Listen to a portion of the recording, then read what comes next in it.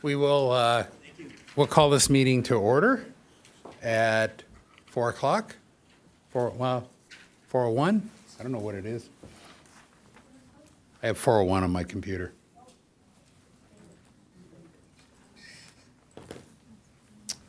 So let's go with, sure got the right one in front of me, not Housing Authority. So would the clerk like to call the roll? Yes, I'll start with the City Council. Mayor Ehlers, Here? Deputy Mayor Lyons, Here.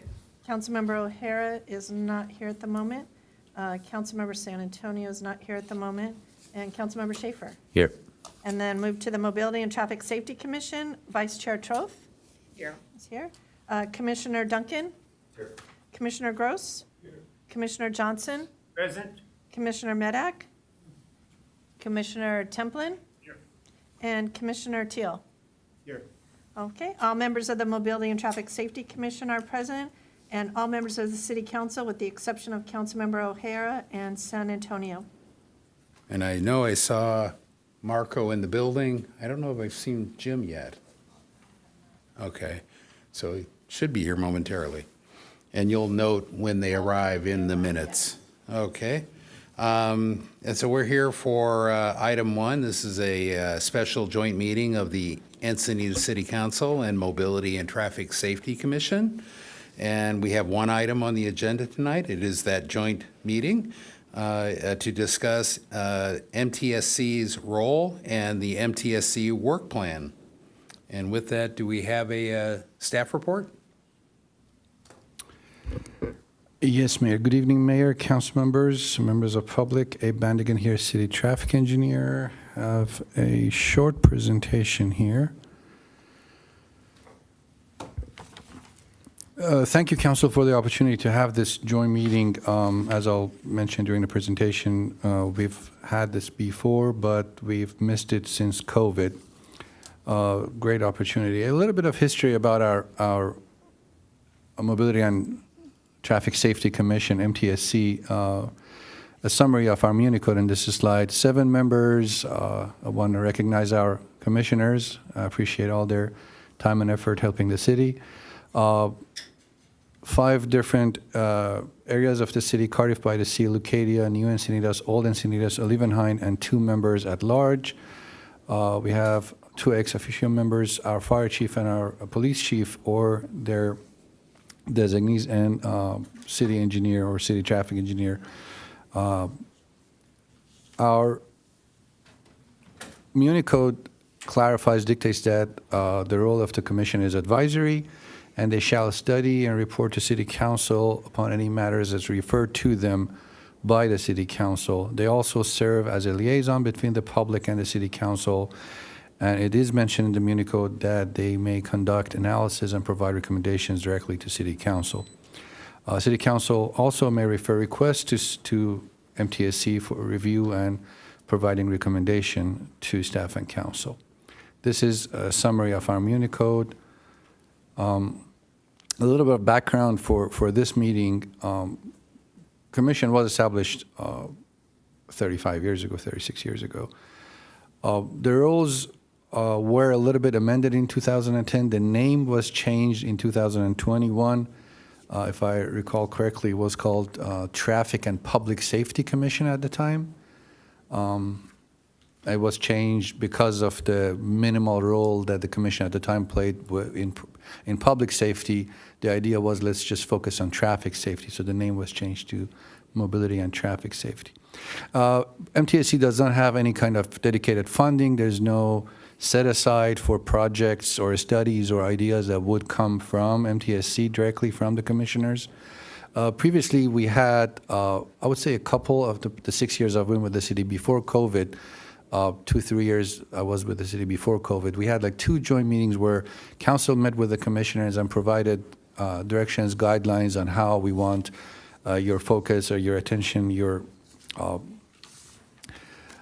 energy be spent on in the fiscal year, and they provided information to the commissioners. We haven't had it, as I mentioned, since COVID. last year we discussed this with the commission, and commissioners have spent a good amount of time, I would say 3 or 4 meetings, commissioners discussed amongst themselves to come up with ideas and potential studies and projects that they would like the commission to take on, obviously with the help of staff. And the idea was later on we'll present it to council and ask council for blessing the list or providing us direction. This was presented to council in October last year. Council at that point suggested we meet with the commissioners in a form of this meeting, in a joint meeting, and provide a better direction to the commission while discussing the items on that potential work plan. These next 3 slides are the draft work plan that was created. The first slide shows the gist of what we do. These are not projects. These are things that we will continue doing, we have been doing. Basically 5 categories: matters that are directly assigned to MTC by City Council, items that are per Muni Code require City Council approval, like a new traffic signal in the city, new stop sign in the city, new speed limits of the city. Any matter that our Muni Code says requires council approval, we automatically take it to commission before bringing it to council. That's the second category. We have our Safe Routes to School project, any project that is referred to us from the schools. If they want any kind of improvement, safety enhancement, we bring the potential improvement to commission for review. Annually, our CIP division does repaving of streets of the city. We use that opportunity to identify potential for amending our striping existing in the city. Basically, when the street becomes a clean slate, if we can restripe it differently, we use that opportunity. All those striping plans come to commission for review. And the last is whatever request the commission receives from public with regards to different concerns in the city, commission deals with those. These next 2 slides are the projects that were included in the draft work plan that was presented to council. I don't want to take, because we have a very limited amount of time, I want to leave this to council and mayor. If you want me to go through these projects one by one and discuss them, or you have a different idea in mind, because this might take a long time going over all these projects. Any yeah, comment from council? My preference is probably not to, because we only have 50 minutes left. And I think I'd rather hear from the public, hear from the Traffic Commission and my fellow council, and have this interchange more than review this. So I thought that would be a better. Can I just ask for clarification? Sure. Abe, what did you call this list? This is a list of, So the commissioners worked together at 3 commission meetings last year with the idea of bringing some projects and studies and ideas to the attention of council that commissioners like to undertake with the help and support of the staff this year. My idea was, in order for staff to spend time and energy and potentially money on these, we've got to make sure that we have the blessing of council on these projects. That was the purpose at that point in October when it came to council. I see. And this is part of the work plan that is in front of us. So since it's part of it, I think it's fine not to go into it in detail. Exactly, this is the same list I that you have. concur. Oh, good. I just thought it was something different, and it's not. So with that, why don't we move to? One quickie, Mayor. Out of the 15, 16 projects, the 3 lines that are green here in this presentation, we are making progress on those. We have other council directions or approval on those. LPI, council did approve the plan, so we're making progress on those. AB 43 was already approved, I think, last year, so this is moving forward. And then the adding bike symbols on city streets for indication of where bikers should stop. This is also included in our LPI project. So these 3 are already going forward. Okay, why don't we go to public speakers? How many do we have? Right now, we have 4. 4? I'll call you all. Mark Wisniewski, followed by Michael Von Neumann, then Molly Hintlian, and John Giada. Mark?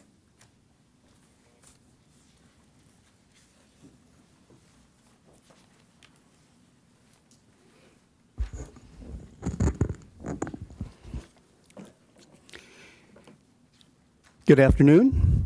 City Manager Campbell, Mayor Ellers, Deputy Mayor Lyons, and the new members of the City Council, who I anticipate getting to know you better over time.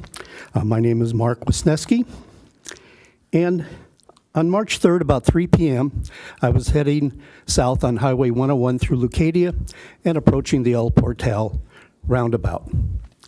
I got halfway through the roundabout when a line of traffic heading north, closely spaced together, was not slowing down, and 4 cars went through, and I was trapped. I blew my horn, and 1 car stopped. The driver obviously upset because I slowed his progress, and he flipped me the bird when he allowed me to go through. On March 7th, Friday, I saw an article in the paper talking about the 19 accidents that have occurred there and some actions going to be attempted to control a traffic speed. After reading that, I decided to go back and see if I could recreate what might be the problems. So this is going south. We got circles with 15 miles per hour, and in the distance you can see maybe a small yield sign. So then I decided, well, what's it look like going north? Well, you got a big yield painted on the roadway. The small circles with 15 miles an hour. The exit here does not apply to the main road. It applies to the parking area adjacent to the highway. And there's a slowdown for bikes. And again, a small yield sign and pedestrian signs. So I thought, well, is this the standard in the city? So I went to Leucadia Boulevard, where they've had roundabouts for a while. Take a look at the signage here. Not only do they have the circles, they say roundabout, which adds some clarification if people aren't familiar with the signage. And a bigger yield sign, also roundabout. Pedestrian, yield sign again, to traffic in circle. That's very helpful to know. And if the northbound people had seen that, they might have let me through. No guarantee. And then the next roundabout down, they say keep roundabout clear because they also have traffic stacking there frequently. So there's a big difference between what's shown on Highway 101 and what's shown on Leucadia Boulevard. I think we need to have consistent signage on our roundabouts for clarity for both the people who live here, people who aren't familiar with what roundabouts are and how they work. And then I also looked, could I possibly have 30 seconds more? Yeah, just finish up. Okay, Yeah. This is the crosswalk there for pedestrians going to school. What it doesn't have is flashing lights like all the other crosswalks in Leucadia. It's the highest one in the community and should have. And then I had one question. Were you driving through there or were you walking across the crosswalk? I was driving through. Okay, you were driving. But I also walked across the crosswalks 4 times, and cars did stop for me. I was just clarifying your story to make sure you were actually a car participating yes, in that and you had yes. to honk. Okay, thank you. Yeah, I didn't honk like this. Who's next? Followed by Molly Titlian, John Giada, and then Russell Levan. Good afternoon. My name is Michael Von Neumann. I live in East Encinitas. And Mayor, Council, Commissioners, and staff, as you discuss and consider the Mobility and Traffic Safety Commission's role and work plan, it is important to take into account what I consider its most important role: ensuring the safety of all road users, vehicles, bicycles, and pedestrians. We are a motorized, vehicle-dominated society and will be for the foreseeable future. With additional people comes additional vehicle traffic. No changes in road designs, speed limits, traffic signals, pavement striping, different types of bike lanes, or sidewalks will lessen the increasing amount of motorized vehicles on our streets. What these changes can do, if implemented well and based on good data, is improve the safety of all road users. As we all know, the higher vehicle speeds are in a crash, the higher chance of fatalities and serious injuries, whether folks are in a vehicle or hit by a vehicle. While I wholeheartedly support lowering speed limits, I also understand that without consistent enforcement, drivers will just see the lower speed limits as a nuisance and not as an effective safety measure and ignore them. I focus on vehicle speeds because of all the years I served on the Traffic Commission, attended commission meetings and council meetings, the number one concern of residents was the high vehicle speeds in their neighborhoods. The commission has acted responsibly as a liaison between the public and the city council and brought forward with staff involvement and advice a variety of changes to our streets that emphasize safety of all users. I applaud past commission members and council members for addressing and working toward slower vehicle speeds and hope it will continue. I recently read that a council member said they want to focus on traffic flow. I hope they meant safe traffic flow and not fast traffic flow. Traffic is not just motorized vehicles, but also bicycle riders and pedestrians. Traffic flow may be fast like on the I-5 or slow like on the street I live on. The biggest impediments to traffic flow are volume, traffic signals, intersections, commercial entrances and exits, not speed limits, not low speed limits. I hope the commission and council will continue to focus on safety of all road users. Increased safety might mean that it takes me a few more minutes to get to where I am, but I think it's a worthwhile trade-off. And in the last 10 seconds that I have, I want to thank June Hansberger and Jim Wong for their commission service, and that was up in February. I think they should be recognized. Thank you. Thank you.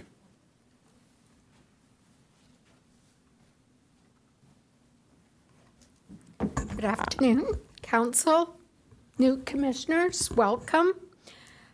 I'd like to highlight a few items from the MTSC work plan and comment general reference to the upcoming revision of the circulation element, AKA the mobility element.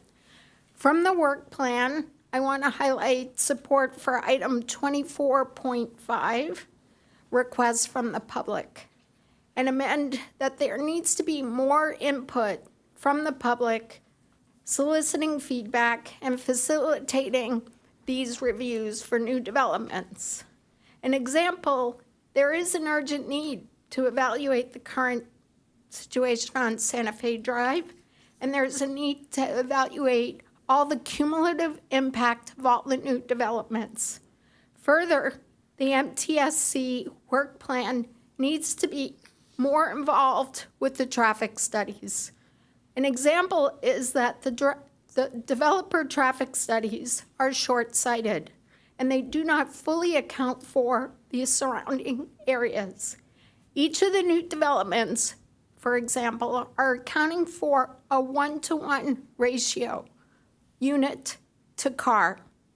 And that is not reality, especially when the developments are allowing for example, quail, my favorite topic, quail meadows, 448 units that have 700 plus parking spaces.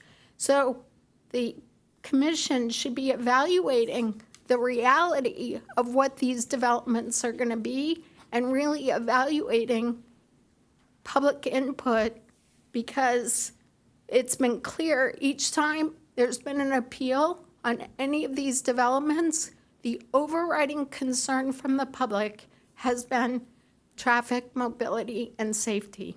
So I will leave you with that. Thank you. John Dorado, followed by Russell Levine.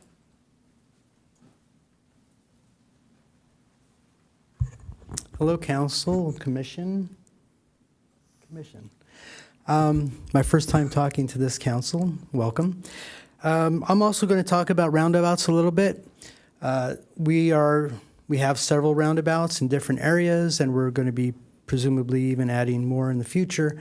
One thing that I've noticed is that there is an inconsistency in how the roundabouts are signed. And there's already enough confusion about how to approach them, how to use them. And so having a little bit more consistency in how they're signed, I think would go a long way towards people understanding and using them correctly.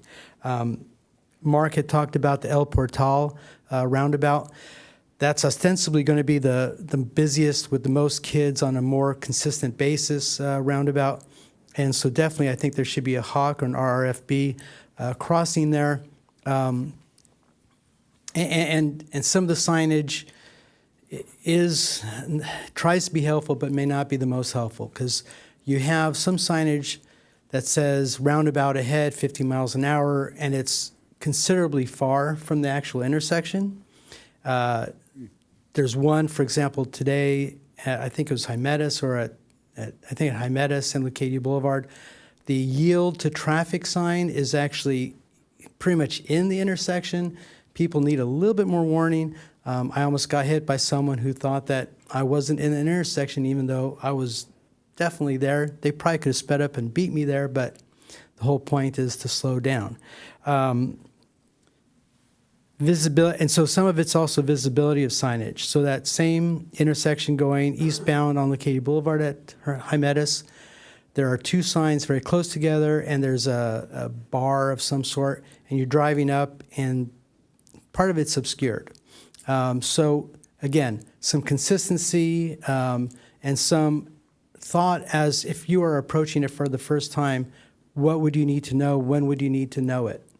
I agree that Hawk or RFB at El Portal is useful.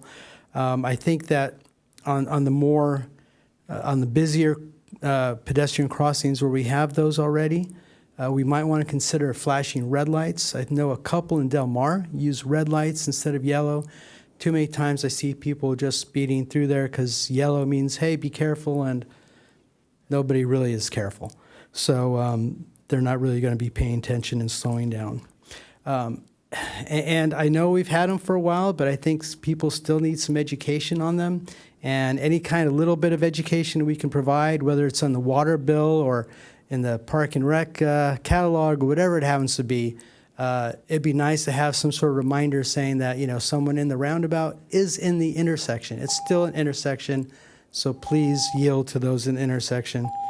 And just one last thing about the Hygeia-Leucadia intersection with stop signs. People run that probably 80%. And we're doing better with a big sign and more visibility, but something. Thank you. Anyway, that's it. Thanks.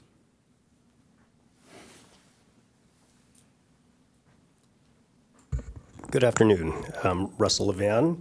I just wanted to mention a few things. I just got back from several weeks of traveling in Spain by vehicle, and I drove around thousands of roundabouts.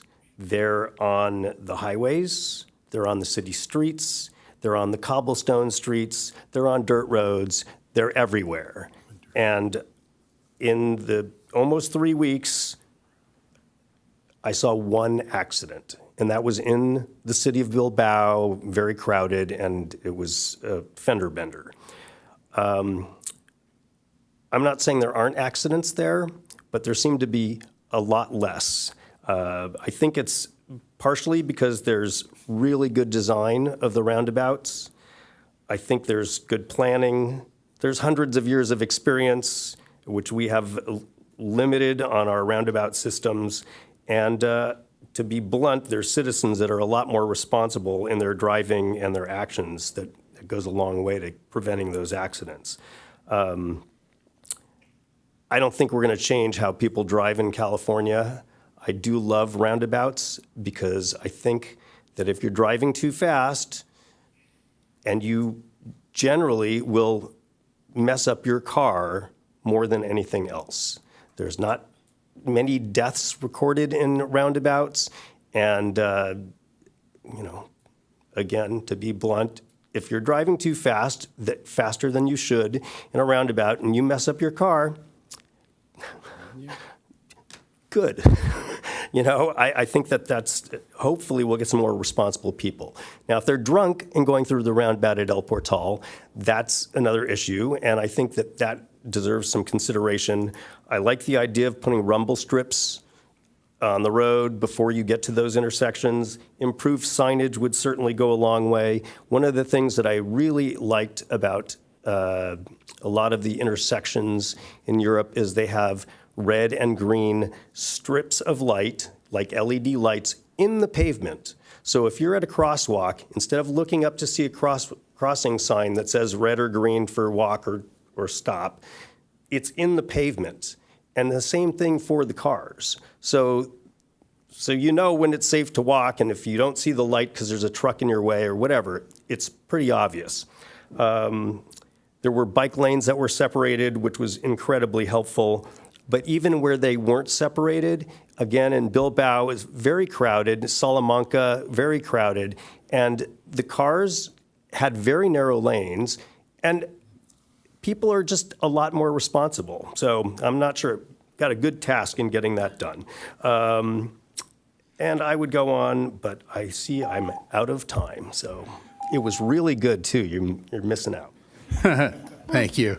That concludes That speakers. concludes. So, okay, with that, I wanted to do a little level set first because we heard a lot about roundabouts today, but we're here, I think, for bigger picture than roundabouts. Roundabouts are a very good topic for a future traffic mobility traffic commission meeting and possibly even a city council meeting. First, I wanted to get an update on the status. What is the current circulation element versus what's the status of the future mobility traffic safety element? Asking staff. Yes, Mayor. As you know, our Development Services Department is managing that study. I do know from internal meetings that we have together that they will be bringing the mobility element and a draft version of the mobility analysis guidelines to the City Council very soon. I'm not aware of, I think it's April? Yeah, in April it will be coming to City Council for review. So I want to frame the situation. We have our almost original circulation element in force right now, but we're on the verge of stepping up to a new one that, and we have a brand new council majority. So there may be even changes coming to that.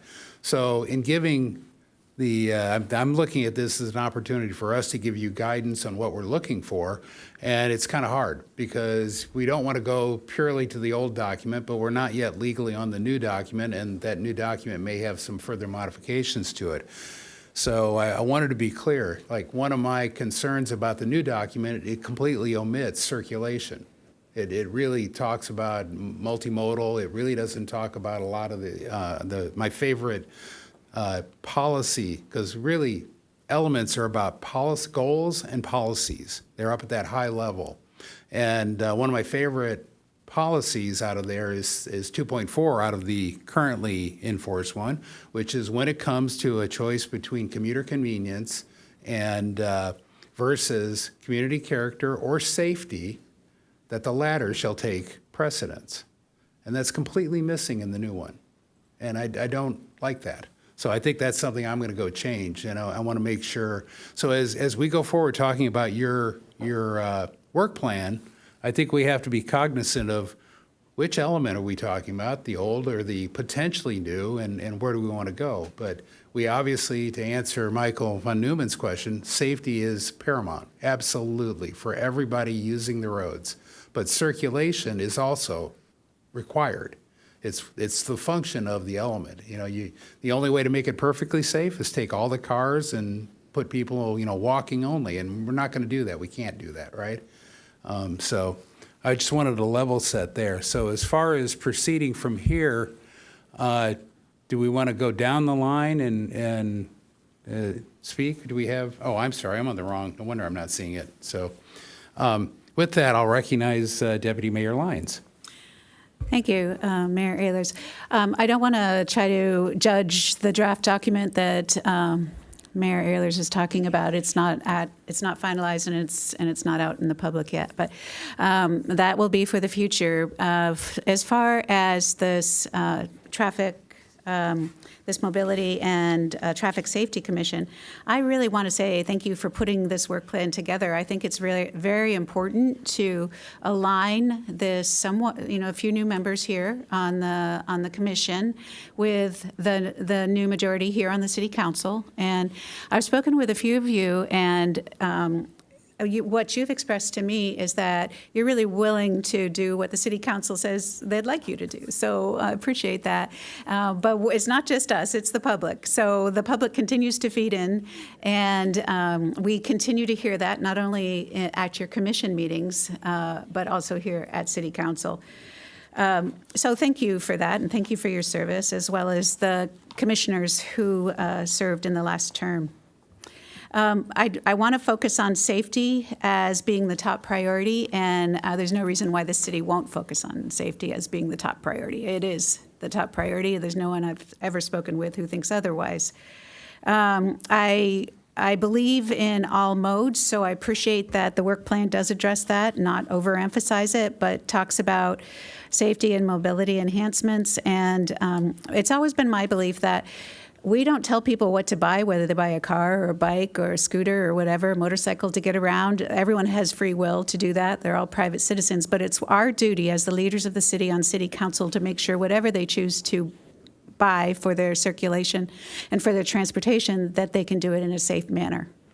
And I hold that really dear to as I look at what our decisions are as we move forward as a commission and as a city council to respond to what the people are saying they want to use for circulation.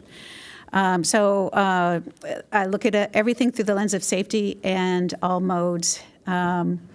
I want to just say two other things. One, when we look at our circulation element, we have the opportunity to be clearer about what our expectations are for the ultimate roadways in our city. And this is an area where we haven't been as strong as we could be in the past. For instance, on Quail Gardens Drive, if we had known and defined that we wanted certain improvements if there was ever to be development on that roadway, if we had defined that in our circulation element, then we would have the leverage we need as a city to say to any developer who wants to build on that road that they have to do the things that we have in our planning documents. I've given a lot of time to speaking with our engineering department about this, and we'll be looking for that language to be really clear and really strong in our circulation element, so we can then have what we need to require the developers to build what we need in our city. And then if there isn't development, there's no nexus there. But what the developers are saying is, well, you didn't tell me, so I can't do that. And so we're stuck in a weak bargaining position, and we don't want that anymore. My comments on my last comment on the work plan is, I really think top priorities are safe routes to school. That's not overtly handled in any other way, and it's a wonderful way for the community to come forward through the commission to give insights about ideas, and for the commission then to make recommendations to city council.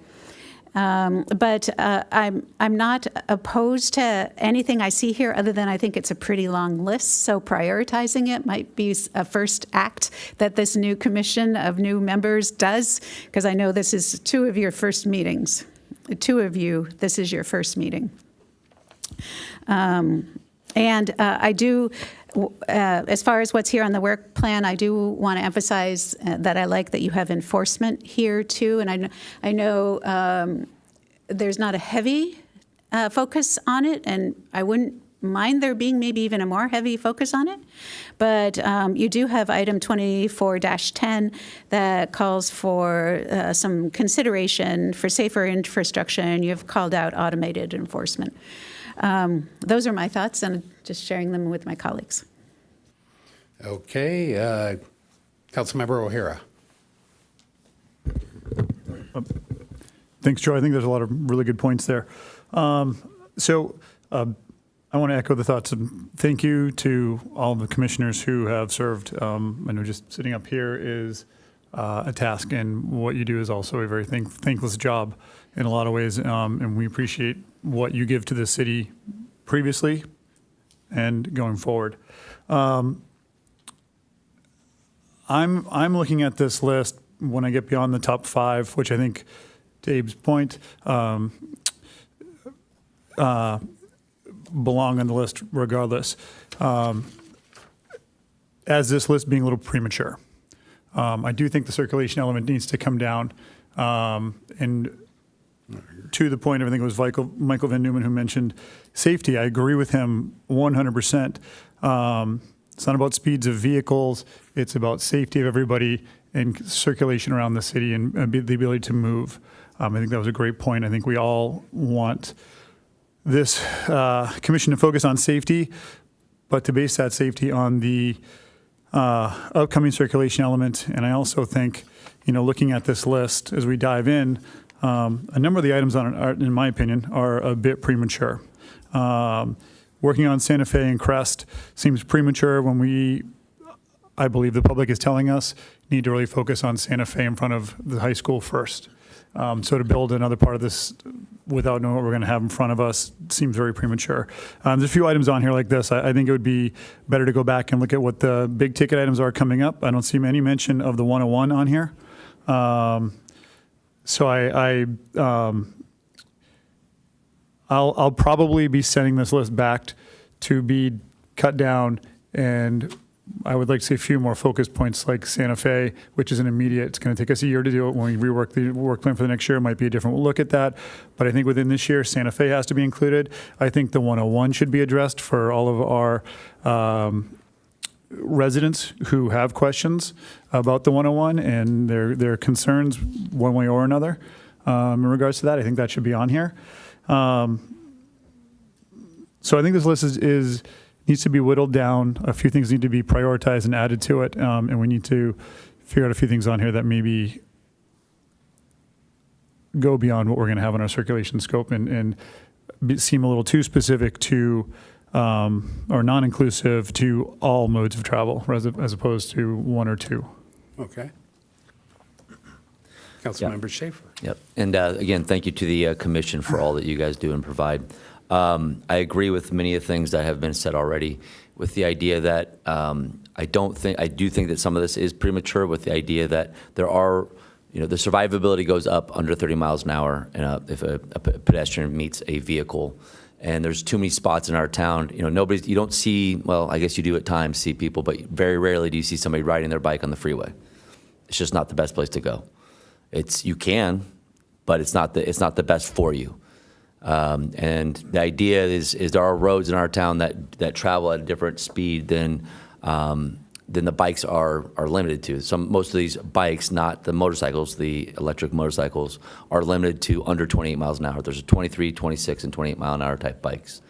Those bikes should, ideally, if they're choosing to use a bike, they're typically choosing a slower means of transportation because they may not be in, I'm not going to say a rush to ensue a need for speed, but there are roads that should be consistent with the predominant use of our roads.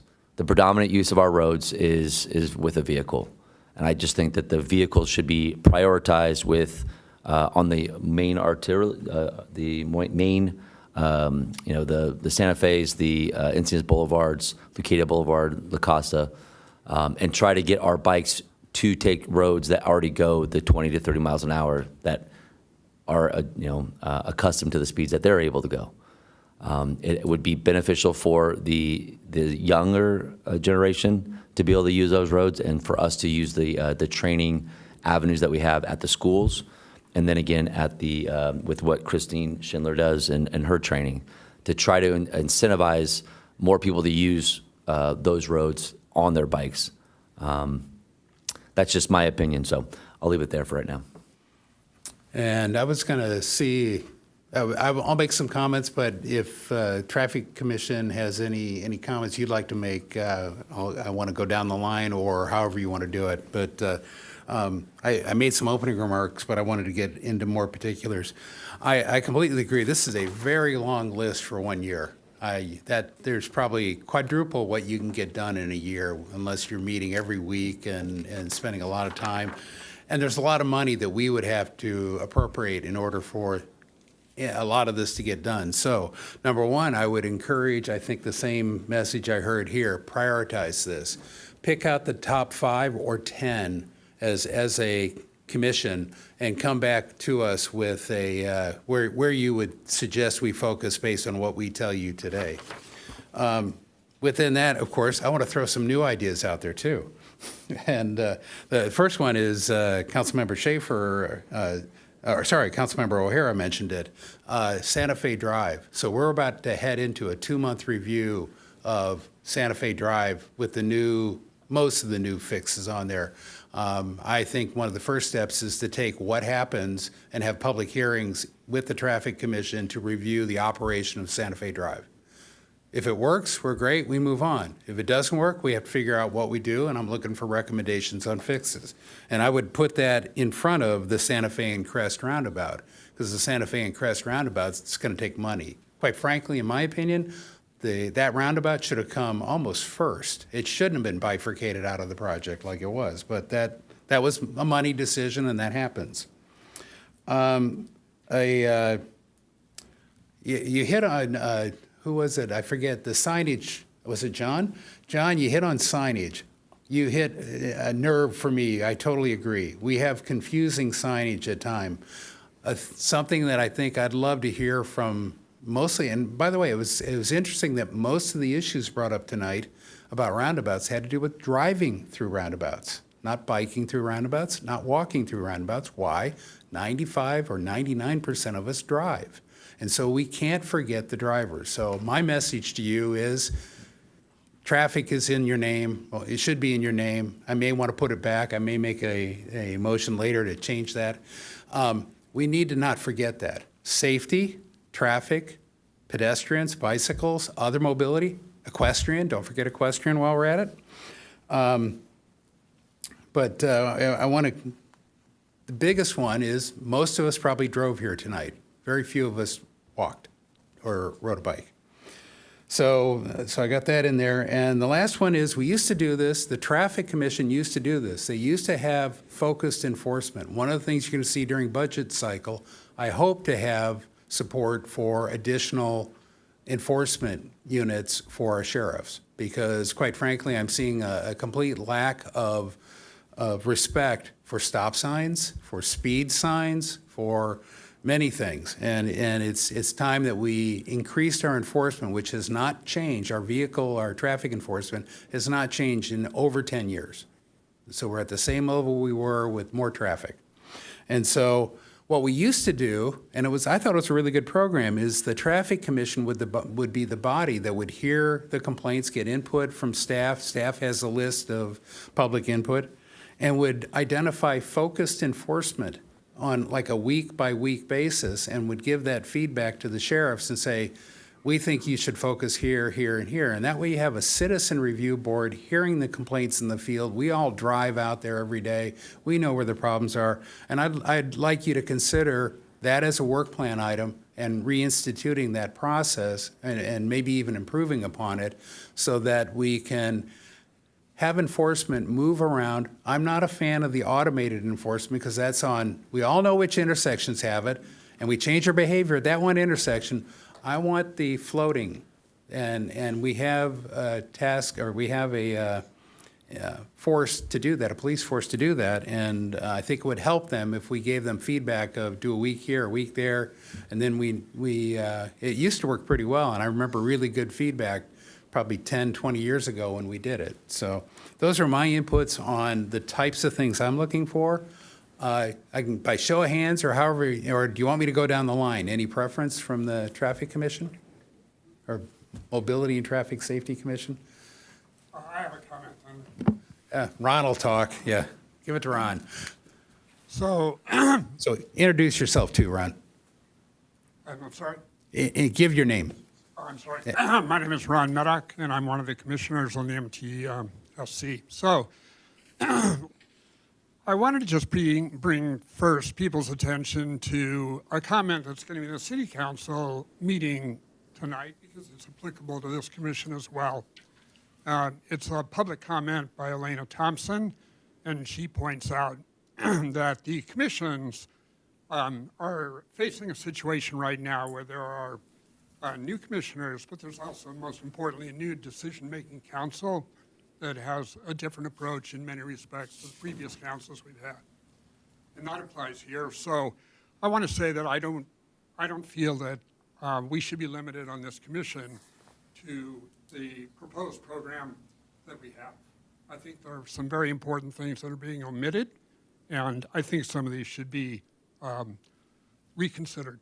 So the first thing that I would like to say is I would like to be able to have the approval of the commission and the council to be able to form a committee to regard the matter of safety and flexible plastic bollards in the city of Encinitas. They've been in place now. There was a rollout 5 years ago. It's been an extremely controversial subject. There have been a large number of accidents that are actually well documented. There's been 2 deaths, all associated with these. There's no other area that I can think of that's more important for safety than that. I've already contacted a number of people, including traffic experts, both cyclists as well as motor vehicle experts, and people who are not experts but are casual cyclists or citizens who drive. So I would like to be able to have your permission to be able to have such a committee to report to the commission and also to the council. And I would also say that I would like the committee that I propose to be vetted by Mayor Ehlers or by the entire council. That's your decision. I'm not going to take any more time, but I'm going to say that there are a number of You have a question? issues here that I think can be discussed and perhaps reconsidered. Okay. And Councilmember O'Hara, do you have a question for Ron, or do you have a statement?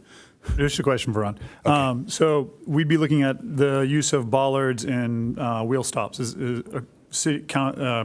citywide with the objective of what type of outcome, or what type of, to determine where, determine if, to determine what criteria would you want to put that in, or have you, where are we at in this? Well, the way that I framed it was that this committee would be formed first to review just the safety record and determine whether or not the bollards that are in place are safe or not. If we determine they're safe and that everything is fine, then I suppose we continue as it is. But if this committee were to find that they weren't, then I think that they should come up with proposals for an alternative.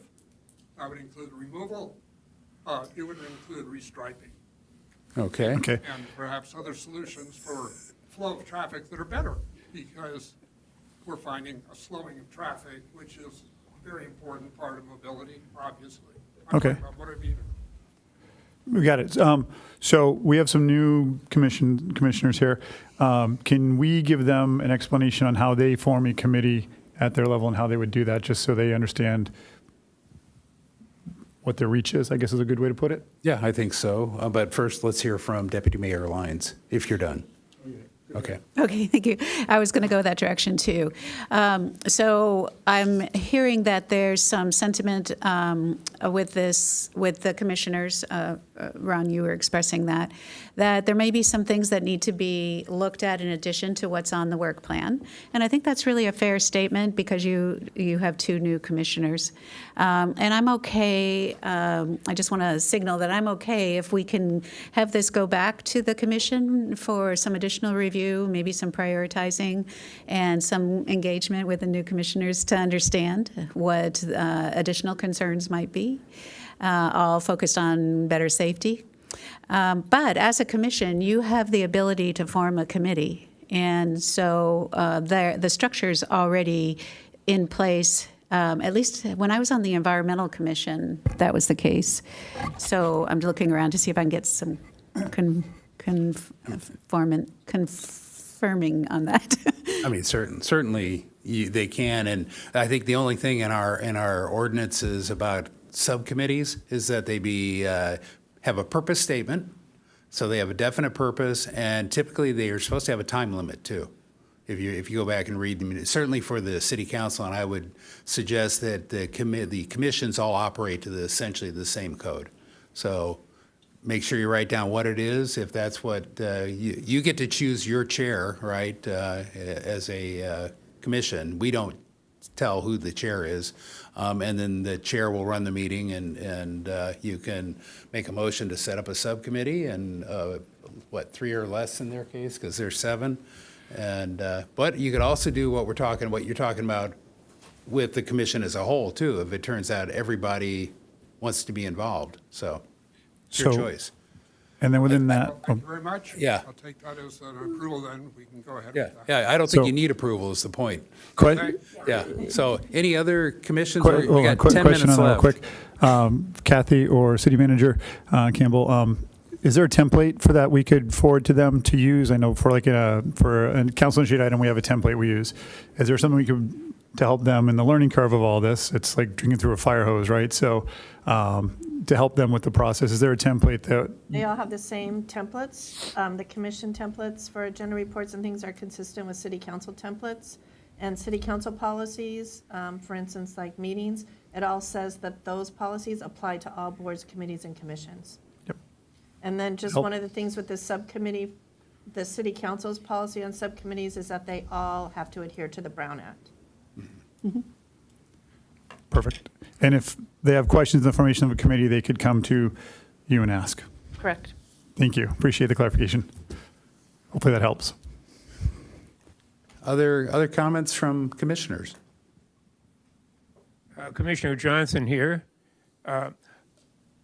First of all, I want to suggest that every responsible citizen in the community, in the city, should be encouraged to drive no higher than the speed limit that's posted. And I find when I do that, I'm leading a parade and I'm receiving obscene gestures and horn honks, but I do it anyway because that's my responsibility as a citizen. And I'd like to encourage publicizing this more and enforcing more because I think our new speed limit law is enforceable. It's just that we have to put motorbikes and cops on the street. Okay. Commissioner Trouth, I just wanted to kind of explain a little bit more about our work plan. So this is the first time that the commission has put a work plan together, and we weren't really directed to minimize the amount of projects. So I'm sure that as a group we'll be more than happy to narrow it down. So thank Oh, you. good. I didn't realize this was the first time. Yes, Yeah. it's the first. Oh, thank you. Commissioner Thiele, thank you. I agree with Mayor Ellers on the consistent signage enforcement. Absolutely.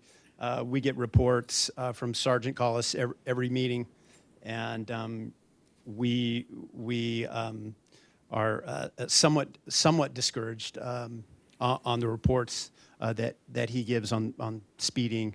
Distracted drivers are at the top of his list every month, and if he could get some help, I'm sure he would appreciate that, and we would see the result on our roadways for sure. And yeah, I think we can all amend the work plan, like Commissioner Trout said, and to shorten it and give us some focus, I think would help us. One last comment about Deputy Mayor Lynn said the safe routes to schools obviously should be the top priority, I think, and the surrounding roadways. And I think Councilmember Schaefer has a good point. If possible, I think we can direct the kids when they approach the schools, and if there's a designated roadway. I know that there's other cities in California that do it, and it's exactly that, a bike roadway to school, and it not only for the kids but for drivers.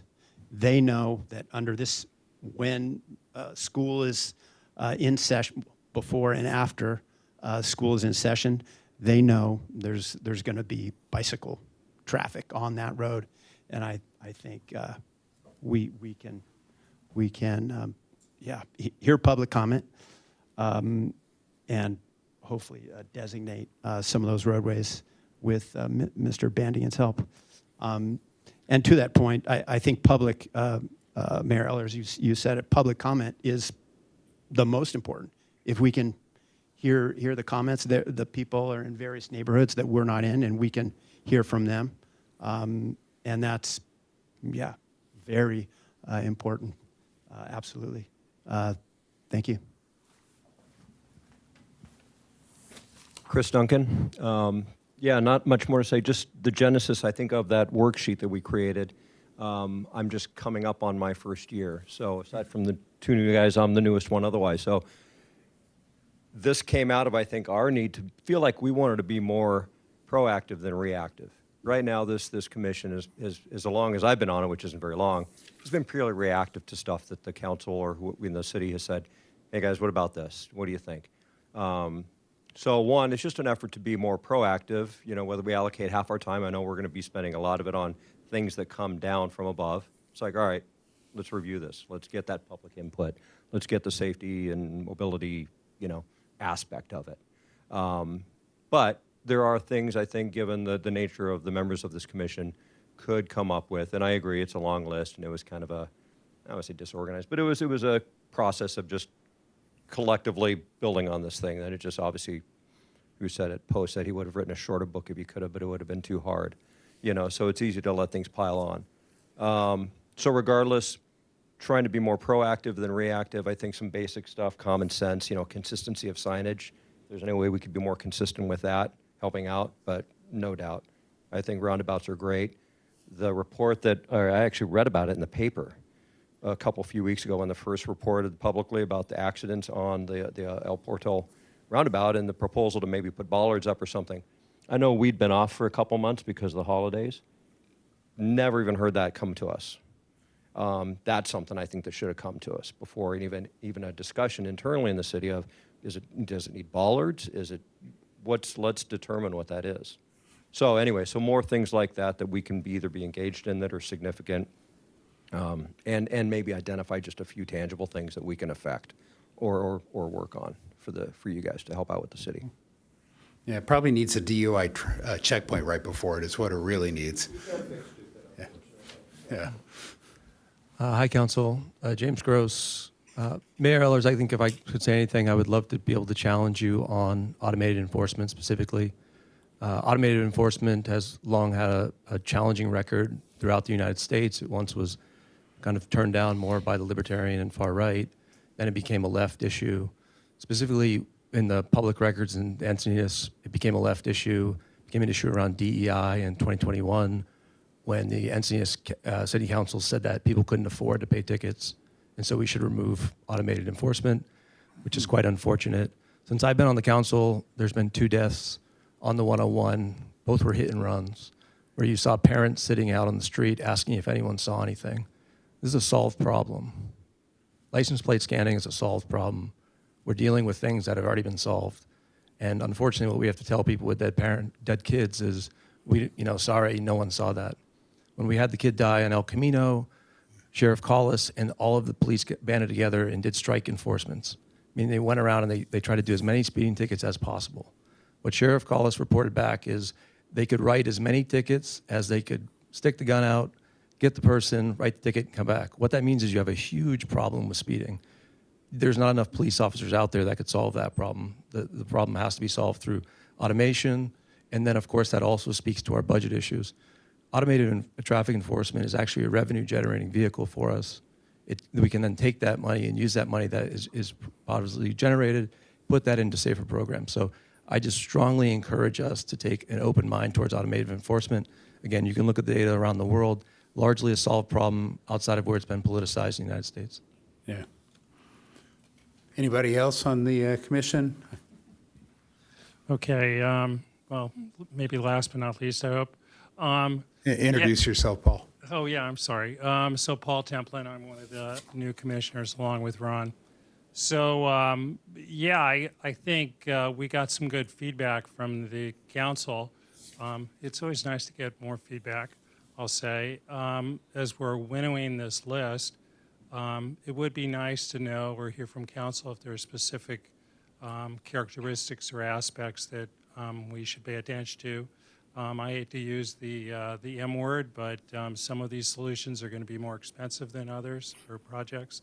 So I've been told that the commission doesn't have a budget, which I completely understand, but it would be nice to have some guidance, for example, in terms of if there's particular projects or that are off the table, or if there's amounts of money that are not going to be in the budget or could be in the budget, that would really be helpful. Any other kind of guidance we could get from the council would be great. I heard Councilman Schaefer talk about looking at the differences between arterial or through fair roads in a different light than neighborhoods.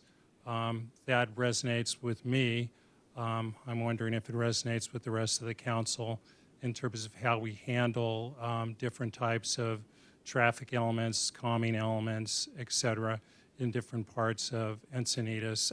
The other thing I heard was about why 101 isn't on the list. I think there's a lot of good data already from, I'm going to probably get the acronym wrong here, but from the Vision Zero LSRM report talking about how maybe 50% of the accidents we see in Encinitas happen along the 101. So I think that would be something we should really think about focusing on as well. Thank you. Okay. I'm going to hop in here. A couple things on the automated enforcement. I was focused mostly on stoplights, and we only had them at 3 different intersections. License plate readers, I'm 100% supportive, but that's not really a traffic speed or that's really a law enforcement support tool. Other automation I'd have to take with an open mind when it comes in front of me. Let's see, I did want to tell one story. I was literally trying to, with the new AB 43 speeds, slower speeds, I'm driving down Vulcan. I was cheating. I was doing 27 and a 25. I got passed by a bicycle. Passed by a bicycle. He cut over. I thought he would cross the double yellow line, went past me. Had to be doing 35. By the way, 40-year-old guy, helmet on, driving perfectly normally, not a kid. Got up to the stoplight at Lucadia, rolled down my window and said, hey, you just passed me and sped on a Sharrow. And doesn't a Sharrow mean I have full rights to the width of the road too? But I guess technically he passed me. He thought he did it at the proper space. I thought it was double yellow, but he certainly sped to do it. So we got to have enforcement on both sides here, and the bicyclists have to follow the rules too. But I thought, wow, it's hard to get, and I think we're all, this group right here, we're probably all driving that new lower speed and stacking up people behind us. So we got to change that behavior with enough enforcement, unfortunately, automated or otherwise. So when we made the comment about prioritizing, I don't, if you can take anything off the list that's lowest on the priority, please do so. But if you just want to add a priority so that you can focus on the top 10, I look at this and I want to be able to take what limited time you have and be able to focus on your top 5 or 10. So, maybe a priority of 1, 2, 3, 4, whatever, however you want to do it, you decide. And I think that was just about it for mine. I would suggest, I'll look for a motion here of what we want to do, but I would love to give you more time, 4 weeks or something like that. I don't know how many meetings you can get in that time, to go back and rework this. And then have another, I would propose that we schedule a future meeting like this at 4 o'clock or 5 o'clock, depending on when, and have another hour special meeting with the two groups. Because I think this is your first work plan. This is a good first shot. It's awfully detailed, and I think you probably could afford to hear more direction from us, because I want to keep alignment with all our commissions and our council. And that's one of my goals as the mayor here now, is to make sure there's more talking, because I'm a former planning commissioner, right? I know how little I got talked to by the councils both now and 20-some years ago. So I'm going to fix that, and I want to be talking with you more often. So, because I'm delegating to you, or we're delegating to you. I want to make sure you're doing our work for us, and then we don't have to stay till 1 a.m. And I know that fits in with this crew. With that, Councilmember O'Hara. I don't think we want to stay to 1 in the morning. I just had one thing to add, and I think that this is probably true with all our commissions, but it was mentioned tonight. I think Molly touched on it, Joy touched on it. we have an overwhelming issue with development in the city. It is one of the key core drivers of the challenges we face in traffic mobility. And I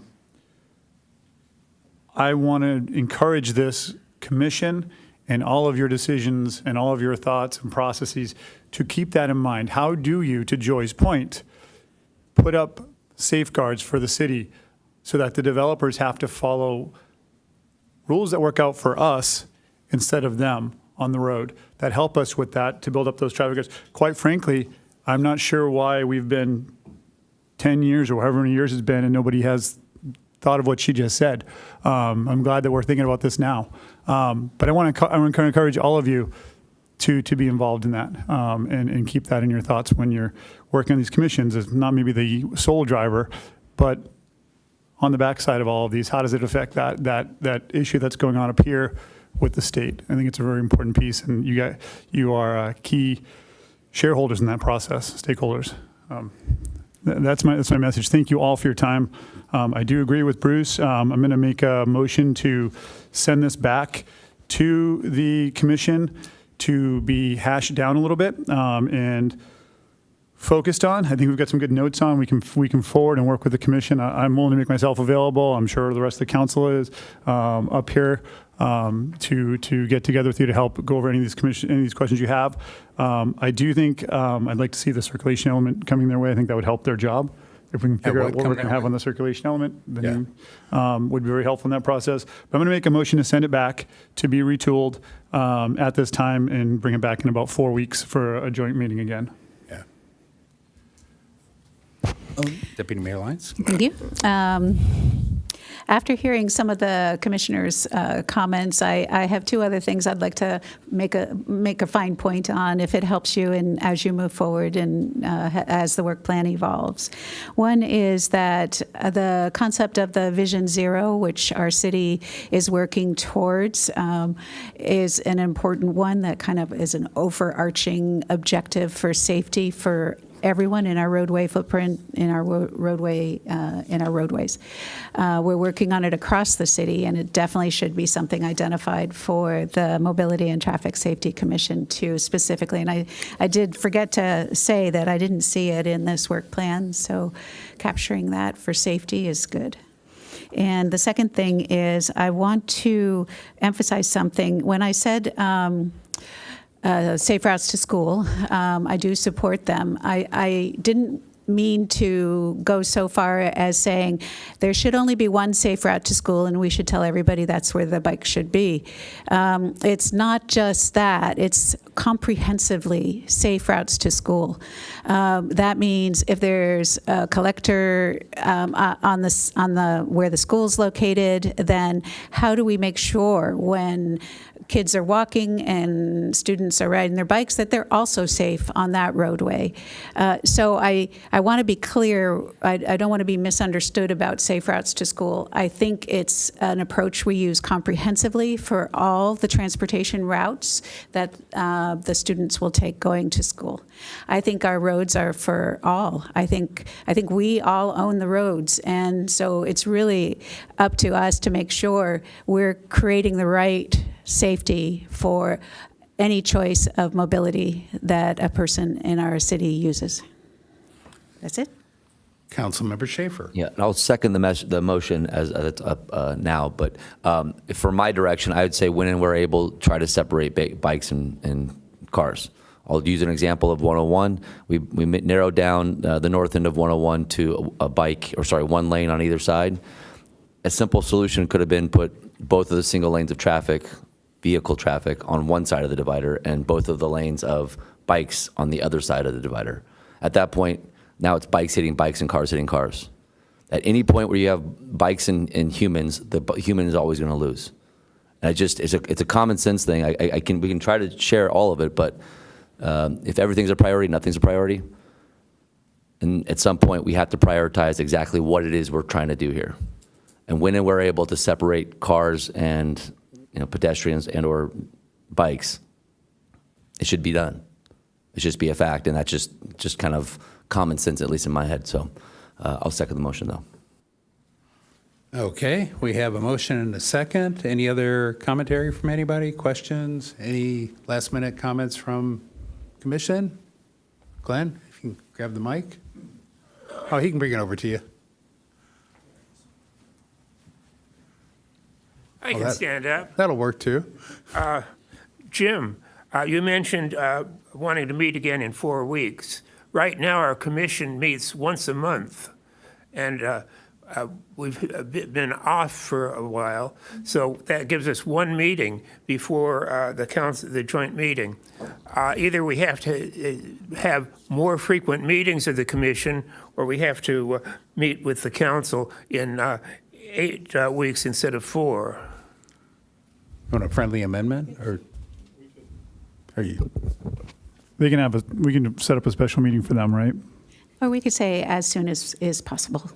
Yeah, As you soon want to as say is 4 possible. weeks or as soon as practical that they can come to their conclusion? Yeah. And you can set up special meetings too if you want to.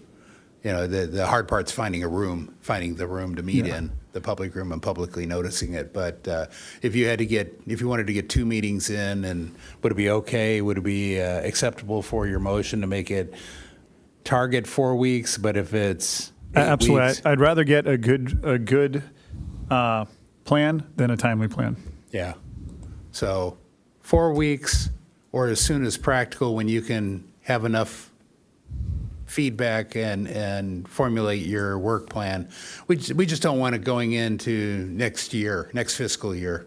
So the idea is we're trying to get all the commission work plans up to date and issued and ready and reviewed and accepted before July 1st, ideally.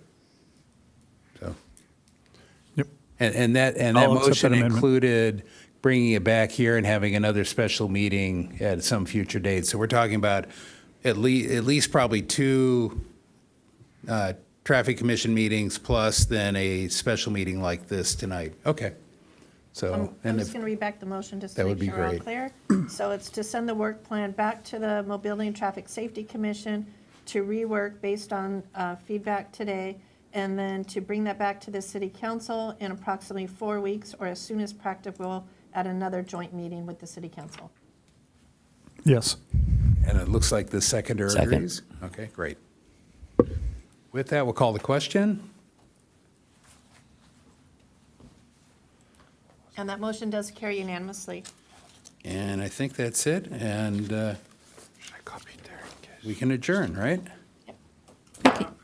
Thank you. Thank you. I'm sorry, I know I'm messing. Am I adjourned or not adjourned? I think I'm adjourned. Is it off the record now? I guess so. I just Yeah, well, then why don't we adjourn, because we actually, Paul, we've got to get to our next meeting, which wanted to start 14 minutes ago, so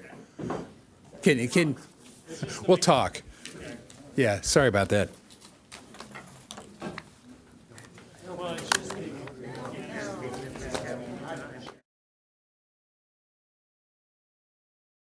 You select your.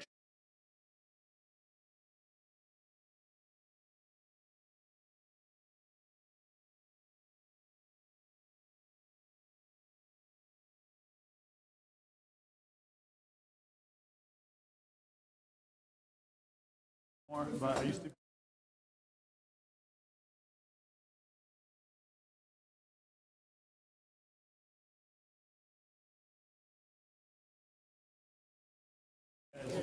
Yeah.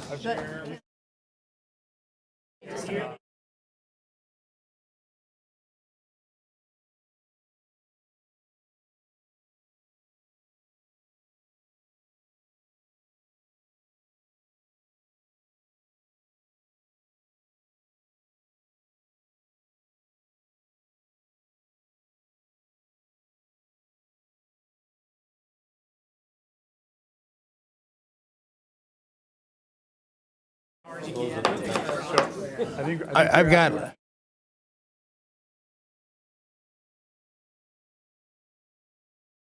Sure. Jim O'Hare.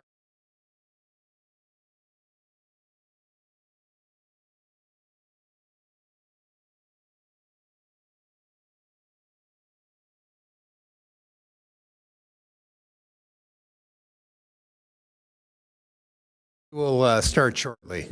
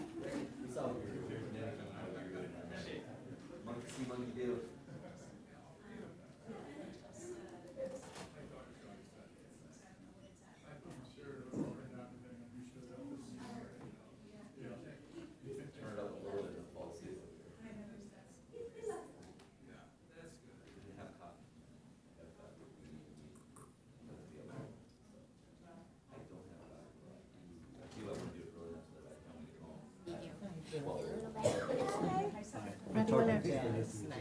Pardon me? Mayor, we're ready whenever you are. Okay, you're ready?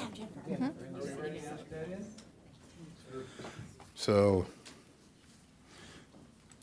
we will call this meeting of the Encinitas Housing Authority to order at 5:20.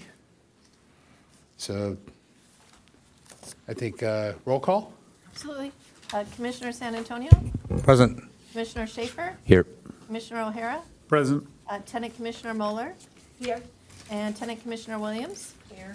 Vice Chair Lyons? Here. And Chair Ehlers. Here. Record will show all members of the Housing Authority are present, and Housing Authority members receive an independent stipend of $50 for convening Housing Authority meetings pursuant to Housing Authority Resolution Number 94-04. Okay, on tonight's agenda, we have two items. The first one, H1, is approval of the minutes from June 22nd, 2022.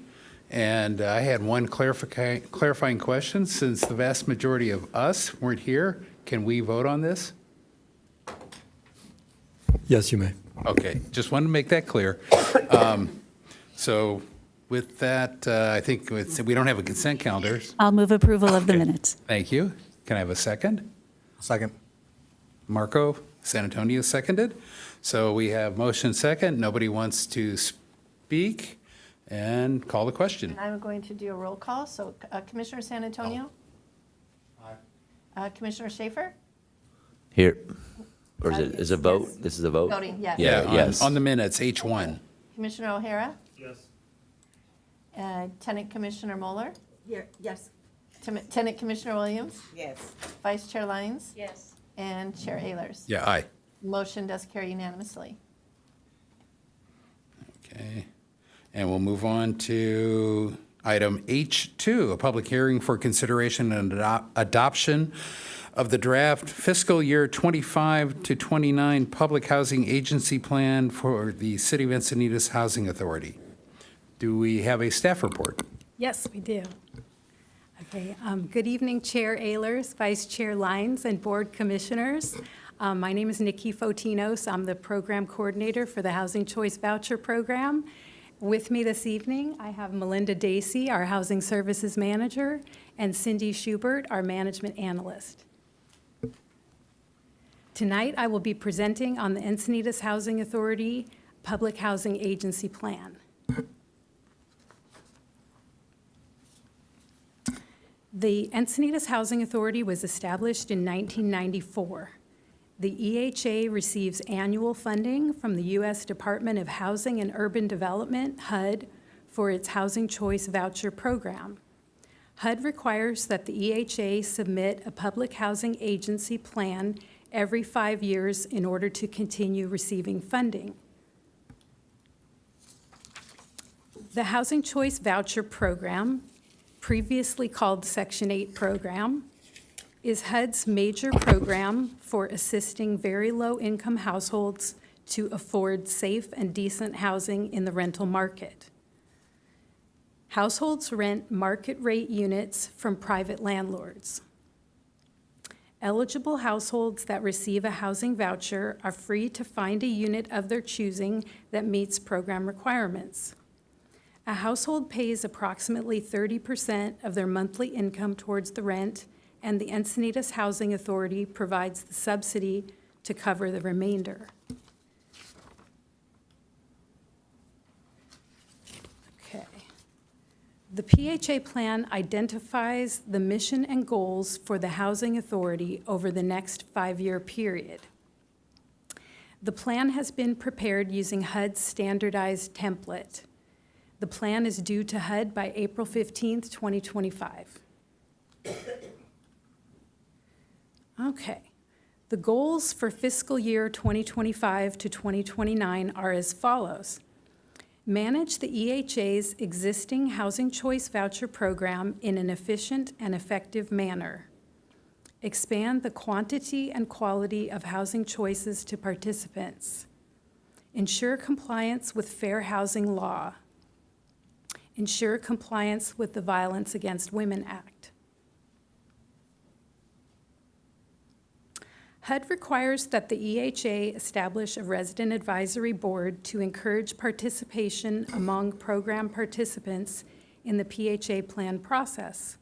A total of 6 Encinitas Housing Choice Voucher Program participants were appointed to the Resident Advisory Board, and a meeting was held on January 21, 2025 to discuss the development of the PHA plan. The Resident Advisory Board was in agreement with all of the goals and objectives and recommended minor changes to the wording of the objectives. Now we will share about our progress on the goals for the previous period. During the previous 5-year period, the EHA maintained an average utilization rate of 100%.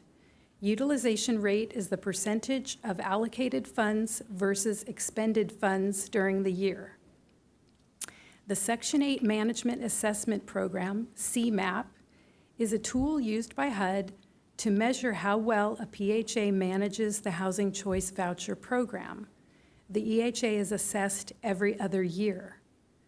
The Encinitas Housing Authority received a high performer rating from HUD for the 2019 and 2023 CMAP assessment. The EHA applied for and received additional funding in June 2023. Between 2023 to 2024, the program size increased from 98 to 110 families, an increase of 12%. A public portal to apply for the Housing Choice Voucher Program waiting list was launched in November 2024 to streamline the application process. Landlord participation in the HCV program has increased during the 5-year period. The draft fiscal year 2025 to 29 plan was made available for a public review and comment period from January 10 through February 23, 2025. Notice of the review and comment period was published in the Coast News and on the city's website. No public comments have been received.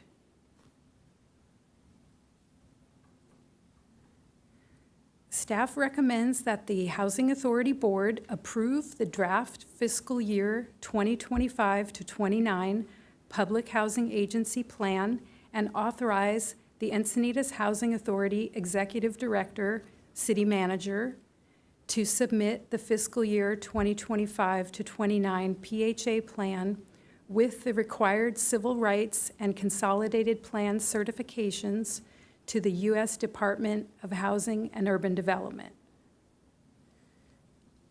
That concludes my presentation, and I'm available to answer questions. Okay, do we have any preliminary questions? Looks like no. Do we have any public speakers? Looks like no. Okay, we will open it up for deliberation. If Commissioner O'Hara. I'm glad that's written up there. I would have called him council member. First off, thank you for a great report. And this is a really important program that we run in the city, and I'm grateful for all the hard work you're doing at it. I'm really happy to hear that we have, was it 16 units on the EHA and was it 110 families, I believe? Is that the right number? Am I saying that right? That's correct, 110 households on the program. There it is. And that Vouchers, includes 13 out of the 16 are on that program, right? The 13 of the EHA units are included in that 110. Yes, that's correct. So kudos on that, and that's amazing. One thing I would like to see is a little more reporting on the demographics on this. I think we touched on that in our meeting a little bit. I'd love to see going forward with this program a little more information. I know that we are 70% elderly and disabled, 30% working families, and if there's a way for us to dive deeper into those metrics to see how we can either provide more services, extend them, what we can do as a city, what we can do across the board to affect that, and be effective in that, and really figure out. And then we talked about the attrition rate and where they go from there. I'd love to really dive into that, and I know there's two distinctly different populations predominantly in that group, but for certainly with that 30% of working families, it would be really great to get an idea of where they're going, what other services they're using in addition to this, some peripheral information that would help us really build out a more robust picture of this. And I think within that, I would really like to, for the public's sake, have you come back here annually to give us a report. I understand this is a 5-year, we vote every 5 years on this, but I would love to have, for our purpose and for the transparency, I think it helps the public to understand when we come back here annually, we have this meeting and we just tell people what's going on. I think that would be something I'd really like to see going forward. But I feel like this is a very important program, and I'm really grateful that you put this information together for us tonight. That's it. Thank you. Keep up the good work. Thank you. Great. Anyone else? If not, I'll hop in there. Thank you. Yeah, very good report. When we went through our briefing, he answered every question I had. The one thing I wanted to highlight was the funding level at 1.8 million. This is big. You know, our entire general fund revenue is 107 million, and we're talking 1.8. So it's 2% roughly, a little under 2%, and it's grown. It's grown from back in 2021. It was 1.1 million. And it was bouncing around that number before that for a couple of years, and now it's up to 1.8, and we're serving 110 households, and that's fantastic. So, great job. appreciate all the work. So, Vice Chair Lyons. Excuse me. Sorry for the delay. Excuse me for a moment. No worries. No problem. So I'd like to move to approve the draft fiscal year 2025-29 Public Housing Agency Plan and authorize the Encinitas Housing Authority Executive Director to submit the fiscal year 25-29 plan with the required civil rights and as identified on the recommended action. I'm hearing Councilmember O'Hara say it'd be nice to have more detail on this. I think that this suits the detail required for this submission, but I agree that it would be valuable for us to understand more about this program at a future date, if that's something that Councilmember O'Hara would support as well. Okay. And do we have a second on that? I'll second the motion, and I don't know if that's an amendment to it that she added just now, but I would second that as well. Okay, and did the lieutenant commissioners want to say anything? You're welcome to chime in here, too. I just want to I don't know many of you, but I've been a part of this community. I came here in 1991, and you guys were a lifeline to a widowed woman raising 3 children. And I just wanted to share with you what a difference you have made. My children have went on to be successful. My daughter works at USD.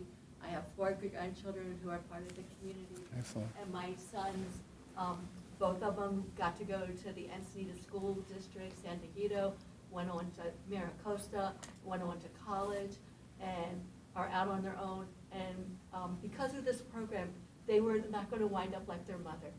You guys helped me break the chains of poverty or limited opportunities, and they work good jobs. They both were able to buy small places, not here in Encinitas, they had to move away.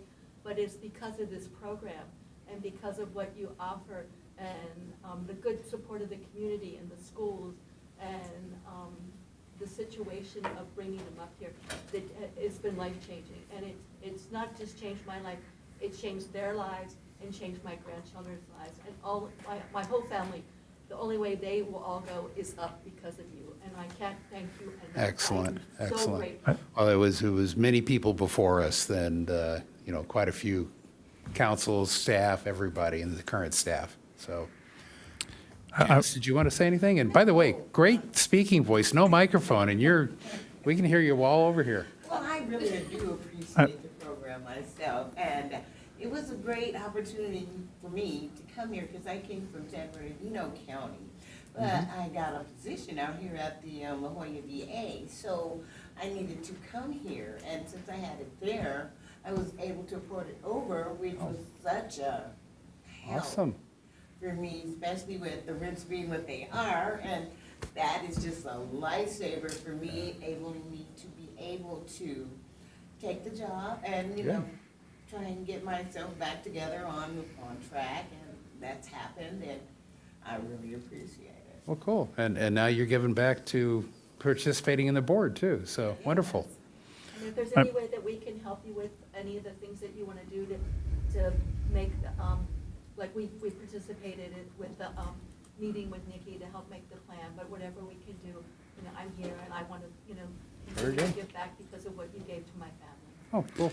Appreciate that. Thank Well, you. thank you. I want to I'll make a quick correction. I don't think you need to thank us. Absolutely not. We part of our responsibility up here, whether it's us, the people before us, is to provide safety and security to residents. What you do with it is what you do, and you did something with it, and that's on you. We didn't do that. You did that. So you don't have to thank us. We appreciate you for what you did. Yep. Nice, Lisa. Thank you. So I think we have a motion and a second on the floor. We'll probably do a voice vote again. Yes, and the motion, just to be clear, is the recommended action as listed, and direction to staff to provide more information on demographics going forward and to bring back, and to meet annually. Is that correct? Yes, that's acceptable. Meet annually for a status report. I don't think we would have a decision. To meet only on status. Thank you. And so that's more information on demographics and to meet annually on status of the program. Absolutely, that's correct. Thank you. Thank you. Okay, and then we Call the question? and we have Commissioner San Antonio, Aye. Commissioner Schaefer, Yes. Commissioner O'Hara, Yes. Lieutenant Commissioner Moeller, Yes. Lieutenant Commissioner Williams, Yes. Chair Lyons, Yes. and, Vice Chair Lyons and Chair Ehlers. Yes. Motion carries unanimously. Great. And with that, I believe we are adjourned. Thank you. 25 minutes.